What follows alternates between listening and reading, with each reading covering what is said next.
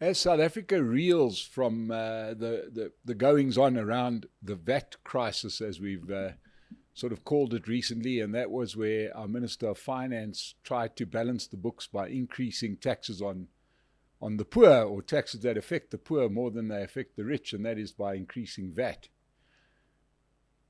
There is two big questions. Obviously, another way we could have balanced these books without increases any taxes whatsoever would have been to cut costs. But as we've mentioned many times, the ANC never keen on cutting costs. But of course, there's been the most crucially missing ingredient, and that was one of the reasons that the GNU was sold to us in the first place, and that was around economic growth. Now, South Africa's got some wonderful laws in front of it that stop us from having economic growth, and one of the organizations that speaks regularly about the impediments to economic growth is the IRR.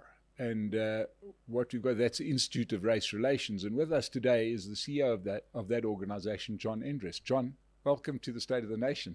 Thank you for having me, Mike. Yeah, now to everybody out there, we recorded an interview with John a couple of weeks ago, and it the recording managed to fail. So before you leave today, we're going to check that it's actually We'll call this the dry run. We'll call this the dry run, yeah. Yes. Let's hope that it goes as well as the last one.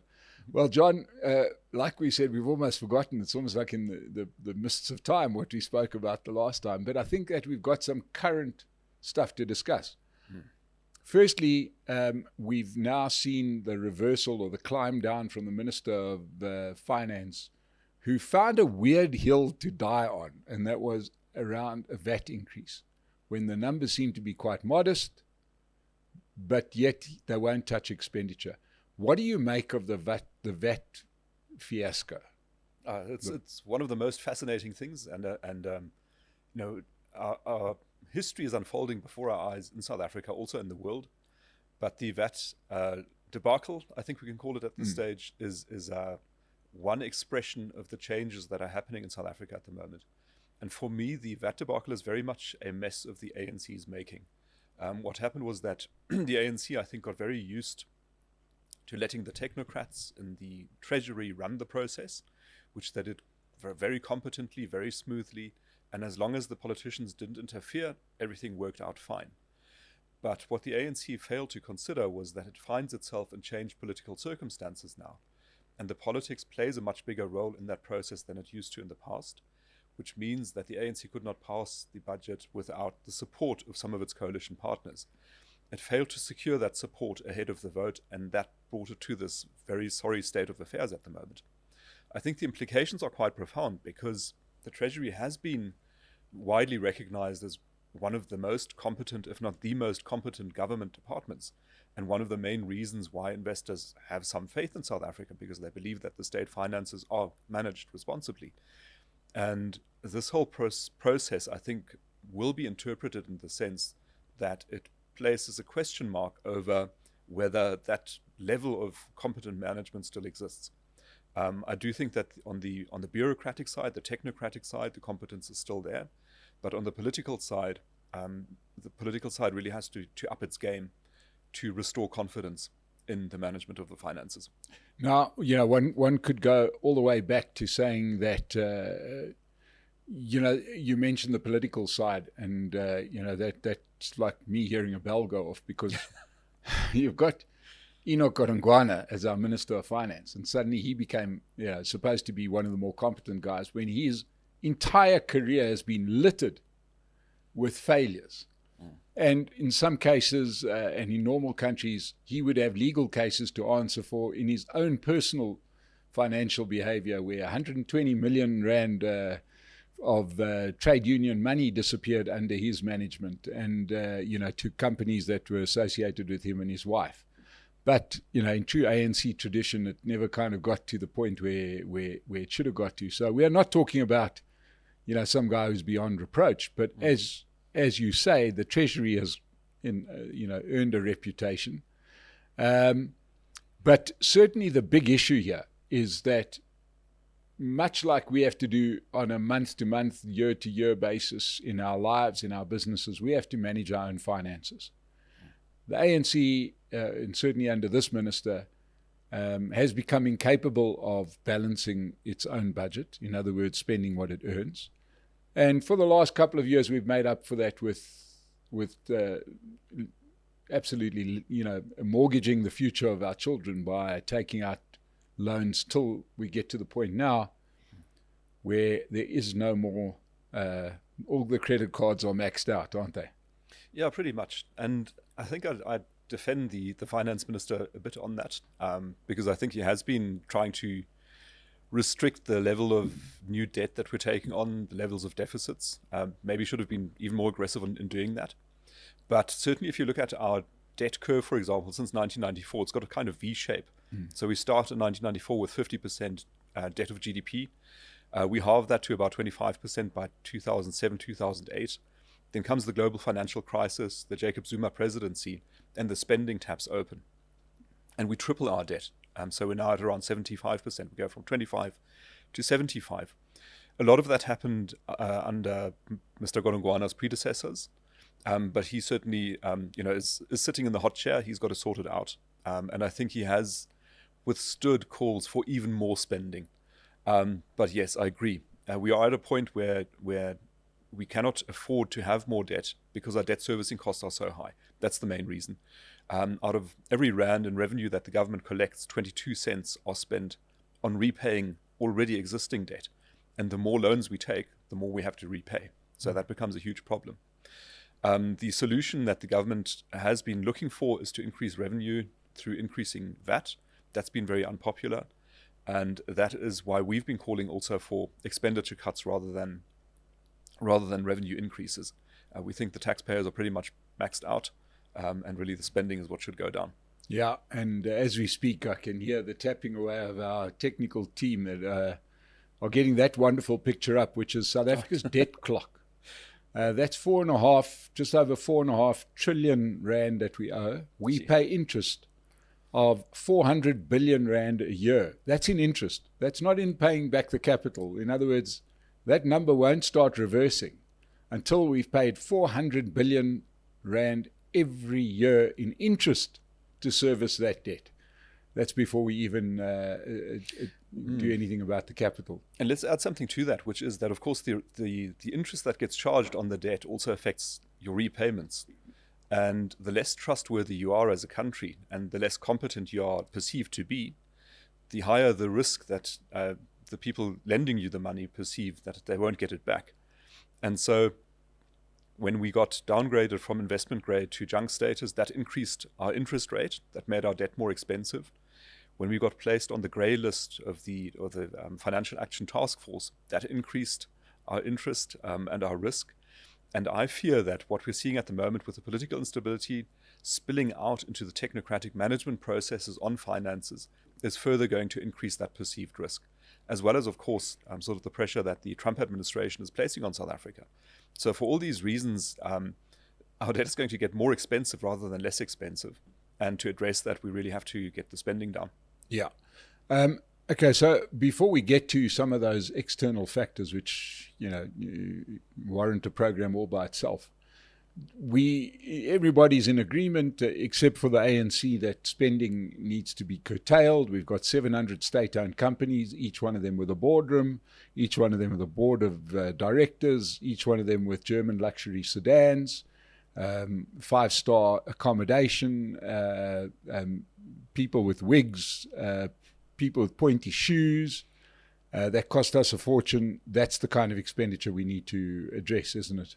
Well, we have a very concrete proposal that we made last year already, where we suggested that it would be possible to actually reduce the VAT rate to 11.5% instead of keeping it at the current level or even increasing it. And you could do that in a way that doesn't even restrict the ability of the state to perform its activities. And the way you would do that is by placing public procurement onto a value for money basis. It's as simple as that. That we think would unlock about 150 billion rand of value of which you could deploy 100 billion rand towards that VAT cut and still have some money left over to do other things with. Currently what's happening is that the laws permit overspending in public procurement by design. So for transformation purposes, there are rules in the procurement laws that say that you can overspend in public procurement. You can spend more than you need to if it supports transformation. As a result of that, we think that there's about overspending of 17 billion rand per year. But also, because the rules are unclear, there is illicit overspending, which is not sanctioned. It's not legal overspending, but it's made possible by the conflict between the value for money principle and the transformation principle, which is another 132 billion rand. In total, roughly 150 billion, which is available for unlocking if we place public procurement onto a more sensible basis. Now, John, that,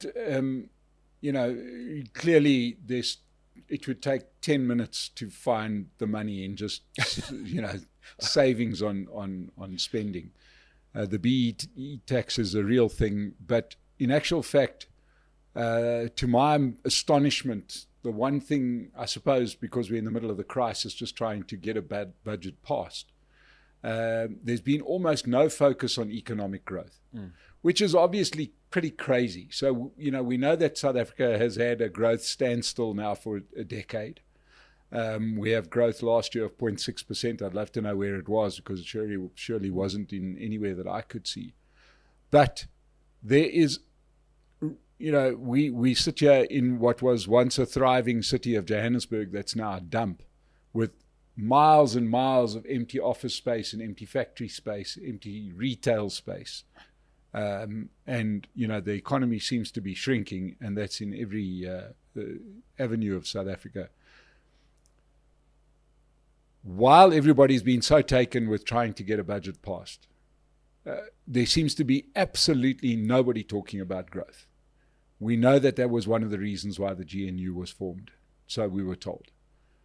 You have some growth proposals. Please share them with us, because I'm sure that everybody watching us today would love to hear about economic growth. Okay, right. So yes, I think growth is the most critical thing that South Africa needs to get right in order to come right. There's no question about that. We've been pushing this message quite hard since last year, and we do see an impact in the fact that it's being picked up more and more in the political sphere. More people are talking about growth, some in more serious terms than others. And for example, we see that in the statement of intent of the GNU signed in June last year, economic growth was the top priority. That was good. But we believe, for example, that the ANC pays lip service to growth rather than meaning it seriously. It talks about inclusive growth, but then it introduces lots of laws and regulations that strangle growth. So clearly it doesn't take this very seriously.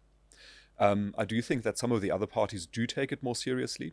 And I think that the DA deserves a shout out here, because one of their negotiating points in debating the VAT issue was to say, look, if you want our support on a VAT increase, and we're not keen on it, just to make that clear, we are going to have to introduce some pro-growth reforms. And, they had a whole long list of things that they wanted to do. And they made this point very clearly. They said, whatever policies we adopt, whatever tax policies we've got to be thinking about economic growth and job creation. And so that is to their credit that they did that. They positioned themselves on the right side of that debate. When it comes to policy proposals, so we focus very much on a number called the gross fixed capital formation rate, which is fixed investment, which is a statistic that measures as a share of GDP how much money gets spent on things like roads and factories and machines. So all the things that you need to make other stuff with or to ship it to customers, your railways, your ports, etc., etc. That number in the global average sits at 26% of GDP. In South Africa, it sits at just 15%. So we're way off the mark of where we need to be. The National Development Plan of the South African government posits that we should be at 30%, so twice the rate we are at the moment. And emerging markets around the world are often at rates above 30%, 35%, 36%. And why is that? Because they're building factories, buying machines, they're building roads and rail. We're going in the wrong direction on all of this. So until that number turns around, we don't think that we're going to get the economic growth that we need. Why is that number so low? It's made up of two components. So that 15% of GDP in fixed capital formation is about 10 points of that is the private sector and 5 points is the public sector. The public sector is not spending enough on fixed investment because it's consuming too much. Too much of the spending is going into salaries and into consumption rather than into investment. So they're sort of squeezing their own budgets, not leaving enough money for the roads, the rail, the ports, etc. The private sector does have the funds, but it is worried about the investment environment. It doesn't trust South Africa as an investment destination, and that is why investors, both domestic and foreign, are not committing to South Africa. They're not willing to put money into things, into assets that they can't easily move around if they get nervous. So if you want to get those numbers up, firstly, consumption versus investment, that ratio has to change in the public sector. And in the private sector, the rules of the game have to be improved in such a way that the private sector feels comfortable investing in South Africa. And that means protecting property rights first and foremost. You can't be messing around with things like the Expropriation Act, placing a question mark over the security of the property that an investor has in South Africa. It's a very dangerous thing to do. We're seeing attacks or the erosion of property rights in other areas as well. Water rights, mineral rights, petroleum, for example. In all of these cases, the state has already adopted or is taking on a role that is far in excess of where it should be in relation to the private sector. And that's why the private sector is not coming to the party. So those real changes need to happen for the private sector to invest more. To unlock economic growth, we also think that the private sector needs far more discretion in how where it buys from, who it buys from, and who it hires. So currently, that's where we see a lot of these racially focused laws have a huge impact on public procurement, for example, on BEE, on employment equity, where we've seen some new regulations just come into force.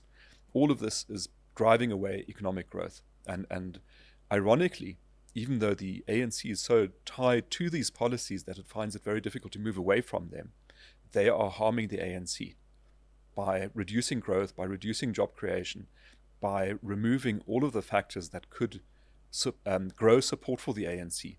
It's kicking out the legs from under itself. It's like that meme with the guy sticking a stick in the spokes of his bicycle and falling over and then blaming somebody else. It's that. Yeah. So it's hard to understand what greater message could be sent to the ANC to say stop doing it. And this isn't from you and I. This is from their own voters. Yeah. You did not give them an outright majority last year. And we know what the issues are: corruption, economic growth, safety and security. So this isn't like we're not sure why they're not voting for us. We know why, but yet they keep on doubling down. Yes. But before we get on to some of the interesting polling that you've done that shows exactly where this is going, I'm not sure that I do understand that, in the land of the blind, the one-eyed man is king. I'm not sure that the DA even goes far enough on growth. I don't even think they understand it. I think it's become a foreign concept in South Africa, the idea of growth, because even their proposals, we would laugh them out if the ANCs weren't so much worse. Yeah. So you place your finger on the wound, which is a sort of a lacking sense of ambition about where the country could go. I was speaking to a foreign ambassador a few weeks ago, who asked me about my view on the State of the Nation address by President Ramaphosa, which had happened a few weeks before that. And he said, Mr. Endres, this sounds quite promising. Now, he's talking about infrastructure investment, 900 billion rand over 3 years. He's recognizing the importance of the private sector.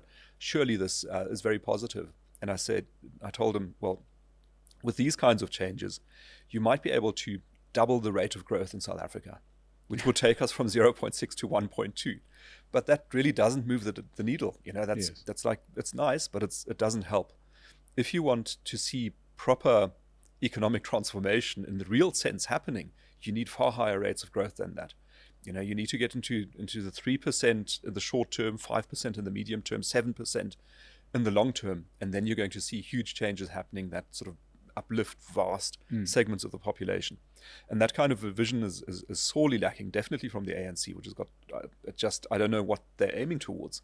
What is the ANC's vision for South Africa? Yeah. What do they want us to vote for when they ask us to vote for the ANC? The DA does it a little bit, but also, it's not really tied to making people understand what economic growth means, how transformative it can be. So that's what we're doing for that reason. Yeah.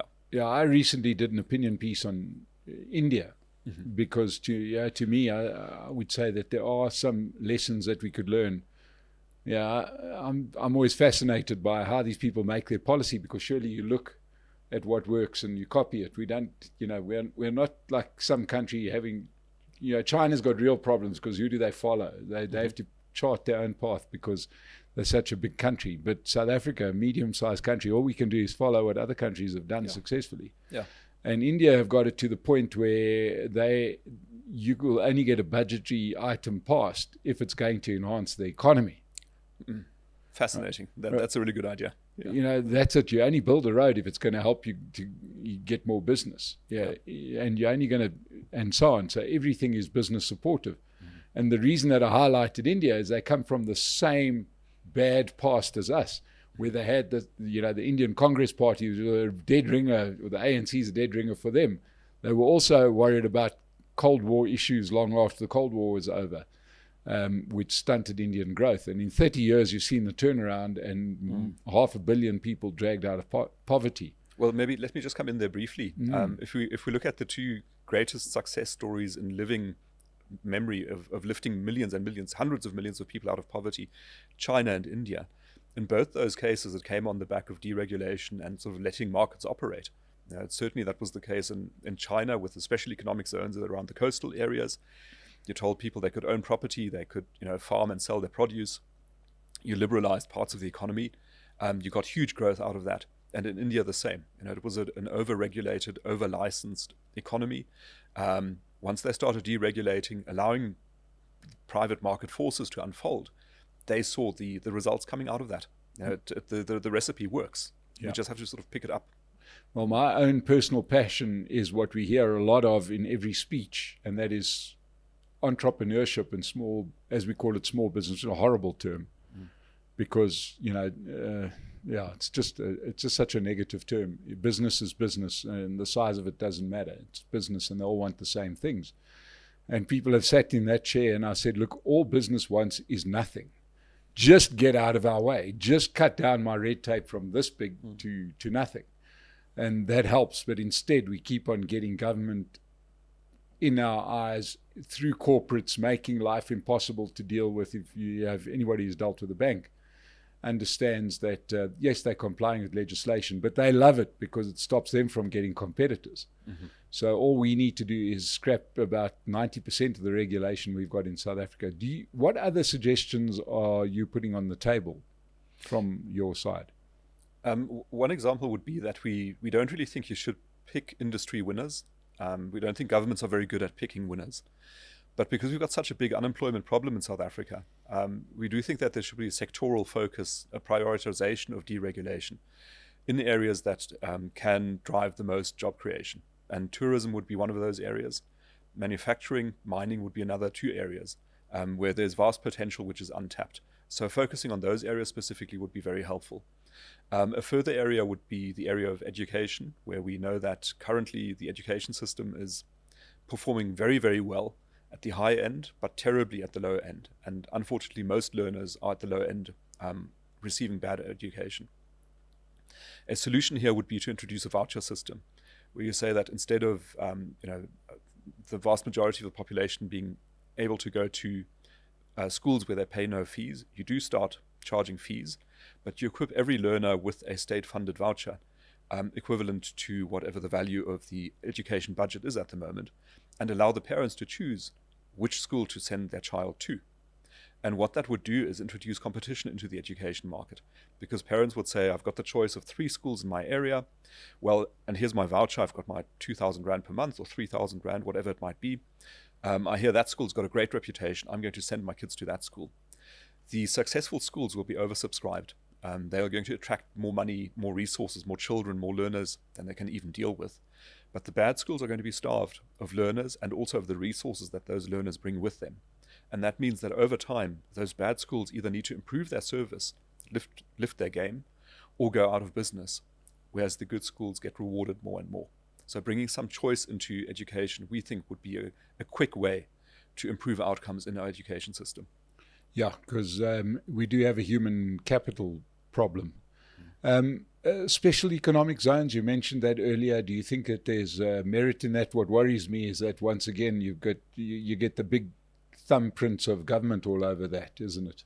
Yeah, and one thing, I mean, special economic zones do seem to work sometimes, but one criticism I have of them is that why would you deprive the rest of the country of the same beneficial working conditions and investment conditions? Yeah, if it's such a good idea, make your whole country a special economic zone. Absolutely. Surely, I've never quite understood this argument, and I've had people over here enthusiastically talk about special economic zones, and you would say, if you're going to create a special economic zone, Gauteng should be your first one, surely, because that's where you've got the most potential to create wealth. Yes. So here's some stats for you, Mike, and for the listeners. Yes. So the size of Gauteng as a share of South Africa's land mass is about 2%, but 25% of the population live here. It generates 33% of GDP, and it contributes 48% of personal income tax. So this is very much the economic heartland, and that is also why politically Gauteng is so important. If Gauteng doesn't work economically or politically, it impacts the whole rest of the country, and that's why it's so important to get it right here. Right. So now that you've gone down the road of statistics and politics, it begs the question as to why the ANC have been so desperate to hold on to Gauteng while running it so badly, as well as the cities, while running them so badly. So you have been involved in some polling, because everything we've discussed and the general malaise in the country, which many politicians seem to think happens in a vacuum, that it doesn't have political ramifications. But you've done some polling. Take us through that, John, because that's been fascinating, hasn't it? It has been really fascinating. And maybe I'll just set up some of the limitations before I get into the juicy detail. Our sample size was 800. Our margin of error was 4%. We didn't model for turnout. And people must not interpret a polling result as an election outcome. It's not a prediction of an election. It's sort of a snapshot at a moment in time that gives you a sense of how people feel about politics and about parties. That having been said, So it's a bit like taking somebody's temperature just to see if there might be something wrong before you do a greater examination. It's not meant to be, that's not the operation. That's just to see whether we should send the person home or further examination. So please understand what polling is. Yeah. Yes. But also at the same time, you do want to sort of build a timeline of polling, right? So you look at other people's polls, your own polls, you look at election results, by-election results, to see what the direction of travel is. And it's the direction of travel that really matters. That's actually the important point. But in our polling, we had what we thought was a really remarkable finding, because it is not something we've ever seen before in our own polling or other polling, which was the ANC not getting the largest share of support from the people that we polled. So we got the ANC at 29.7% and the DA at 30.3%. So the DA in our polling showed itself as a larger party than the ANC, with all the caveats in mind that I pointed out earlier.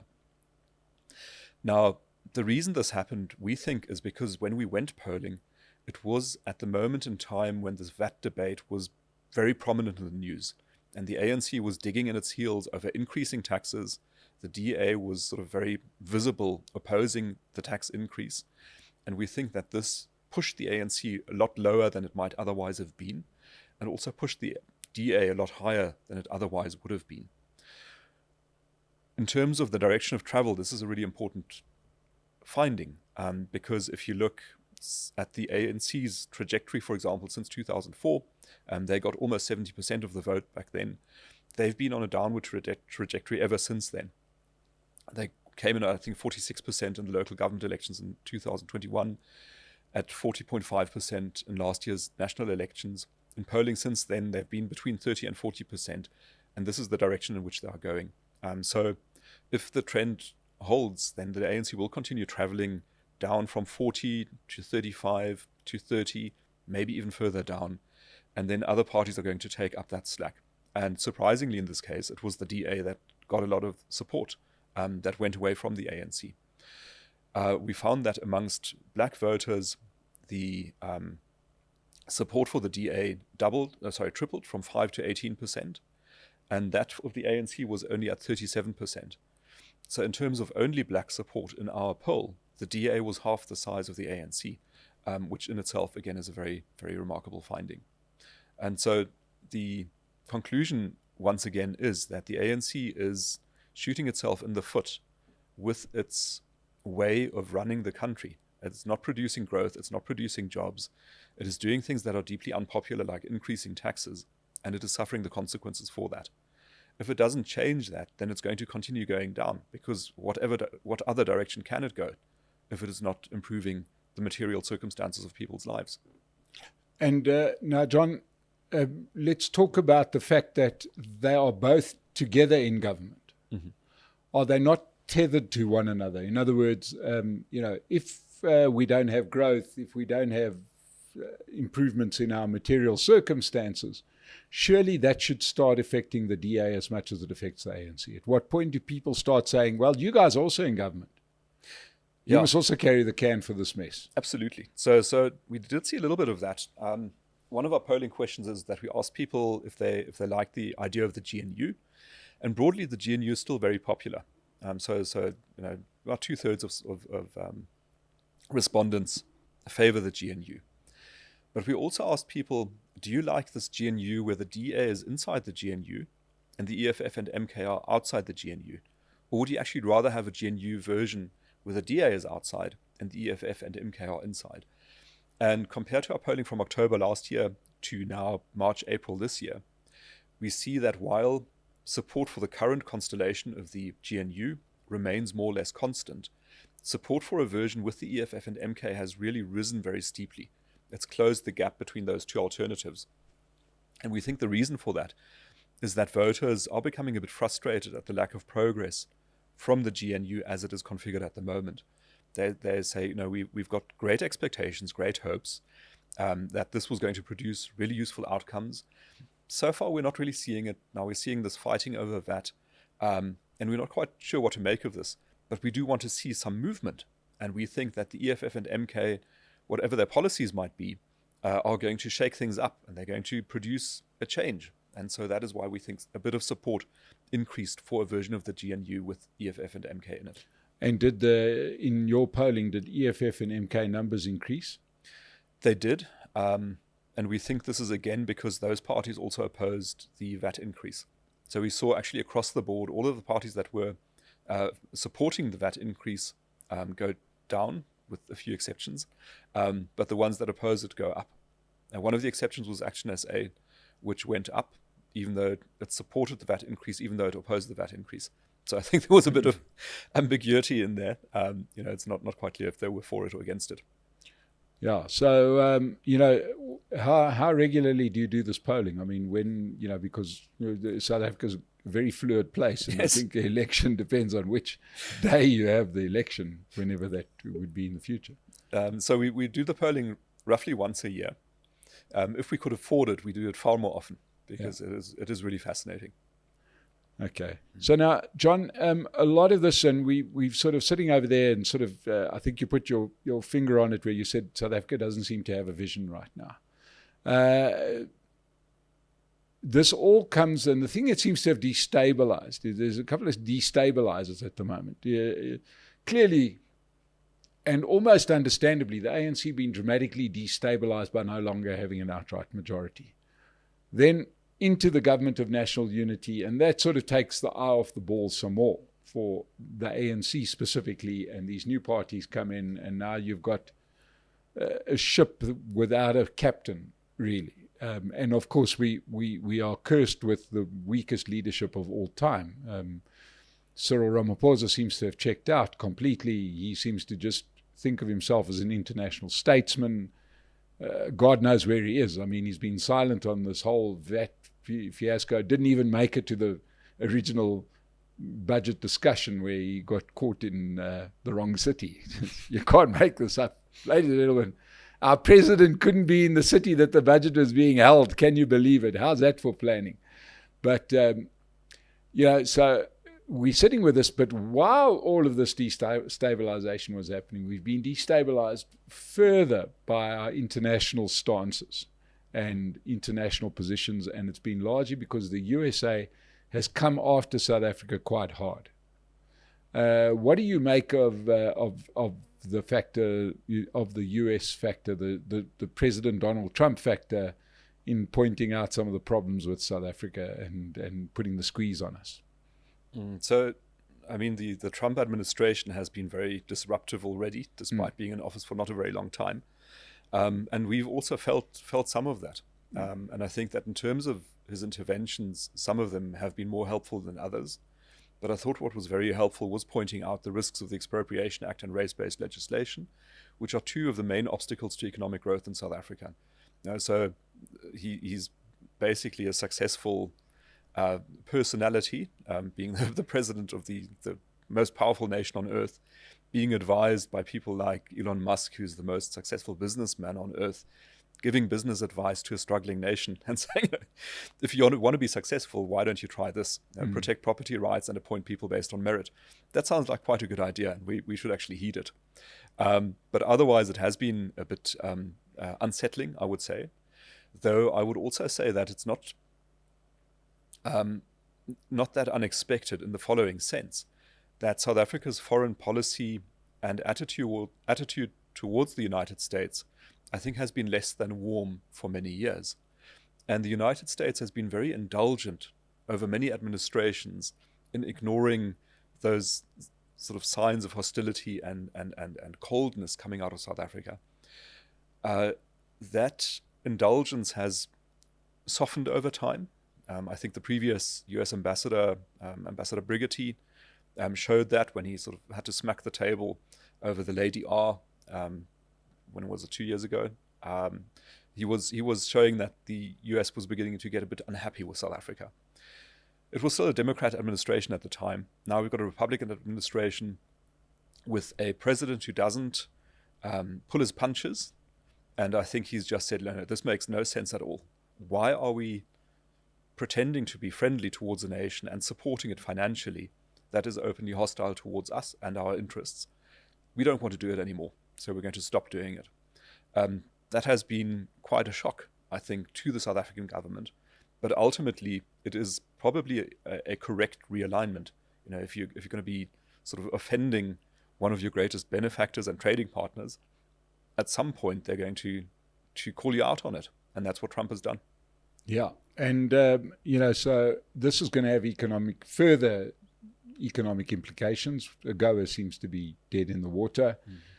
Just a matter of when. There'll be further tariffs placed on South Africa. It's not going to help our situation, but it does give us an opportunity, doesn't it?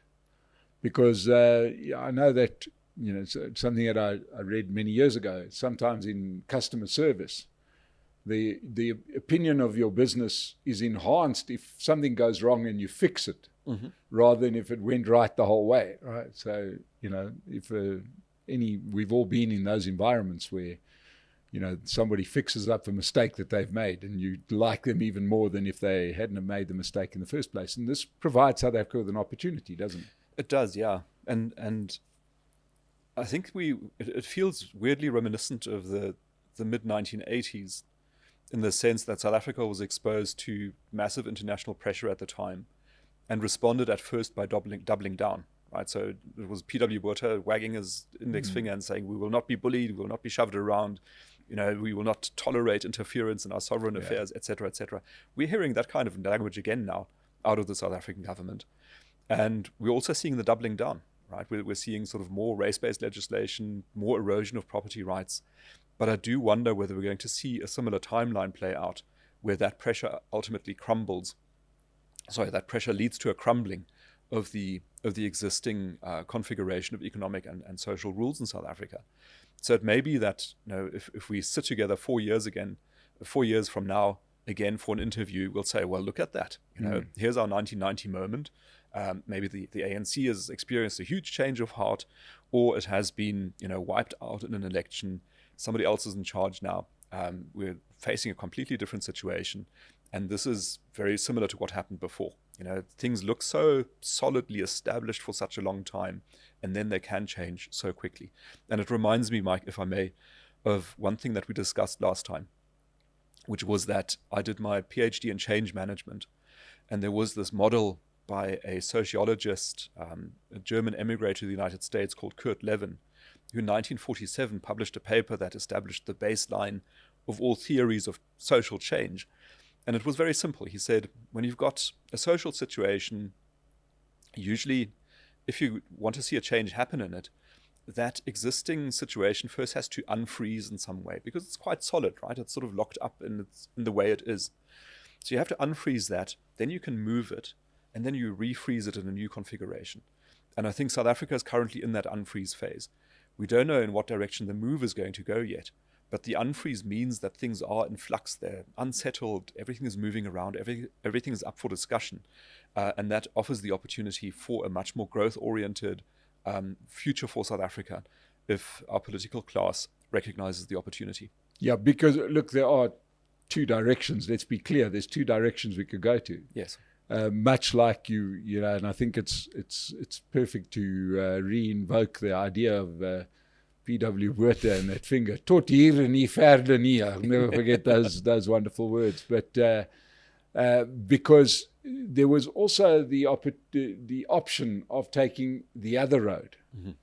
Now, yeah, back in the 1980s, perhaps the road was a little clearer because there was universal condemnation of what the apartheid government was doing, and they were struggling for allies. Even some of their most hardened allies were turning their back on them. The ANC are doing this in the sort of understanding that they've got allies that will support them when they double down on race legislation, when they take away property rights, when they do all the things that they're doing. What is your take on their standing in the world, excluding the USA? Because they're making this out as if this is a Donald Trump specific thing, right? Europe, who's typically Europe will always smile and say, we're still your friends, we're fine. They won't tell you when they don't like you. They just won't. You'll find it out in 5 years' time. And then, of course, there's the question of other big blocs, Russia, China, India. What's your sense about where South Africa's place in the world is, what those countries are thinking? I think that Europe and, let's say, China, for example, as two important potential allies of South Africa, are willing to maintain the facade of respectability for a lot longer than the United States does. And so even though they recognize the economic mismanagement of South Africa, they recognize the corruption, the incompetence at the top level, they will pretend that it is deserving of respect at face value. But I think that behind closed doors, there's far less respect being expressed for South Africa. And the question is, does the facade crumble at some point, or will it be maintained forever? Or are we going to see maybe China or the European Union come out openly at some point and say, look, this is crazy. South Africa is not a respectable partner for us anymore. Yeah. The European Union at the moment, I think, is viewing South Africa as a useful partner in opposing the United States. So in other words, as the US attacks South Africa and as the US sort of goes cold on the European Union and South Africa can at least be kind to one another. As for China, I think that is probably a very cool strategic calculation about the geographical position of South Africa in Africa, between the Indian Ocean and the Atlantic Ocean. And I think they'll say, if there's an opportunity for us to have a strategic position in South Africa, we're going to use that. And we're going to keep up the facade of respect towards the South African government, even though we think they're really not doing very well. Yeah, but of course, China have got one big tell, as we say in poker, and that is that you can always tell what the Chinese are thinking by their level of investment. Yeah, well, exactly. Like our fixed investment level is also the tell of South Africa. Yes. So when President Ramaphosa goes about with investment conferences and touts numbers of hundreds of billions of rands, well, let's see the gross fixed capital formation rate. Yeah. And let's see where show us the checks. Show us the checks. Yes. Yeah, exactly. And of course, China, who has been a big investor in Africa, has notably not invested in South Africa. So they'll keep on smiling while they invest in every country other than South Africa. Yeah. So we got a game on our hands. John, last word. Do you think through this change phase, it's on a bit of a knife edge by my reckoning, but ultimately, which way you're tilting? Do we go the right way or the wrong way? I think we go the right way. And the reason I say that is because in our polling, we also ask people about their priorities and values and expectations. And broadly, we find that 70% of South Africans, give or take, are very moderate and not foaming at the mouth, crazy revolutionaries who want to overthrow the existing order and chase the whites into the sea. And we think that as long as the preferences and priorities of these moderate South Africans can be expressed through a democratic system, those views will prevail. And that really gives me a lot of hope that ultimately the parties that don't produce economic growth, that fail to produce improvements in material circumstance, will be punished in the polls, and other parties that are able to deliver the goods will be rewarded. As long as that mechanism works, we're going to be okay. Well, from John Endres's lips to the man upstairs' ears, let's hope that we finally make a few right decisions. You'd make the right decision by supporting Pace Car Rental that helped to keep us on air.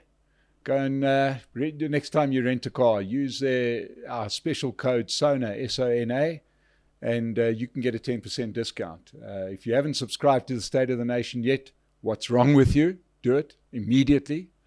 And we'll see you again on the State of the Nation. John Endres, thank you for joining us today. Thank you. Thanks.